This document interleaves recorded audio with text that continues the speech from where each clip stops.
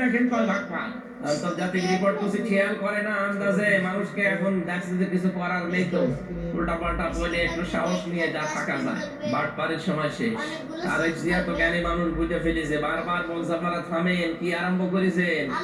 এখন কিন্তু আর অত সহজ না, এদেশে আর কিছু না থাক, ইসলাম কিন্তু থাকবে। এজন্য সব এখন ইসলামের জন্য এক হয়ে যাচ্ছে, জামাত ইসলাম, চরমনাই, হেফাজত ইসলাম, খেলাফত, সবকিছু যদি এক হয়ে যায়, এদেশে 100 জনের 58 জন না, 100 জনের 100 জন মানুষ দেখবেন ইসলাম চায়। অন্যান্য যারা আছে চিন্তা করবে আর বাইরে থেকে করব কি, আমরা তো আল্লাহর বান্দা, দেখি না আল্লাহ কিভাবে আমাদের চালায়। 54 বছর তো দেখলাম বিভিন্ন জিনিসের চালানো, কিছুই পাইনি।